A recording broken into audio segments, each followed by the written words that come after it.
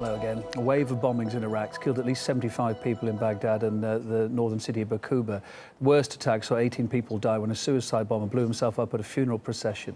The UN says over 500 people have been killed this month alone, while last year proved to be Iraq's deadliest since 2008.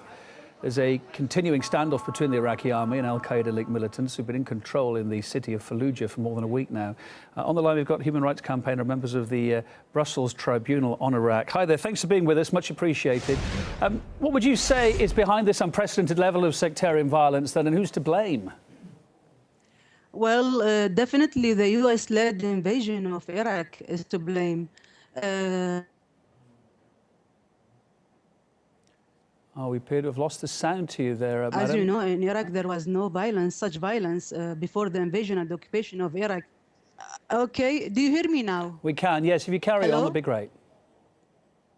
Okay, well, I was saying that the US-led invasion and occupation of Iraq is to be blamed for this violence. And of course, there are many other reasons behind this violence. The non-functioning state, for example, the corrupt and fascist government, the absence of any kind of services, the failing state, all these, and above all, the persecution of people, especially those who protest against the fascist policies of the government.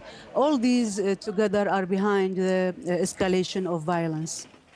Iraq's citizens have been coping with daily bloodshed. We talk about it daily on this channel. Civilians are the key victims in insurgents' deadly attacks. What needs to be done to try and tackle it? It seems to be getting worse. Yeah, it is. That's true. Actually, for the last year, more than a year, Iraqis are protesting peacefully. I mean, protesting against the government's policies and above all the detentions and the executions. You know, Iraq now has the first rate of executions in the world. So and again the non-functioning state, the failings, etc. But what the government did is that they attacked the peaceful protesters and they killed many of them. For example, a few months ago they slaughtered 45 people in Hawija, people who were protesting peacefully, and in other places, in Diyala, in Mosul, in Al-Anbar.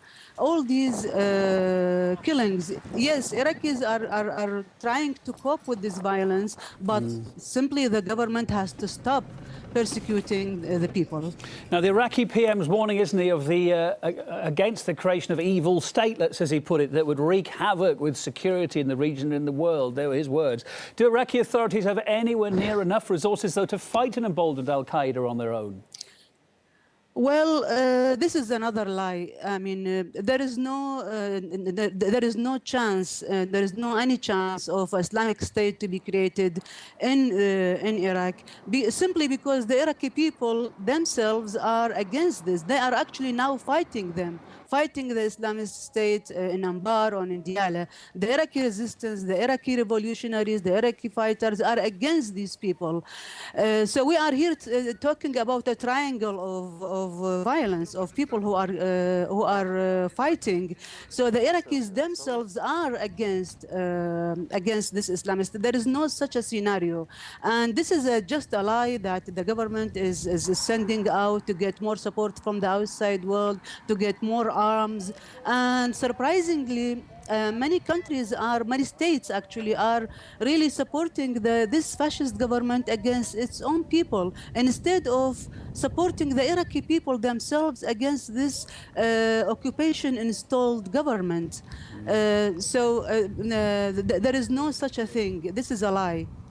Thank you for your thoughts. Thanks for being on the programme. Emin Ahmed Habas there, Iraq human rights activist and member of the Brussels Tribunal on Iraq.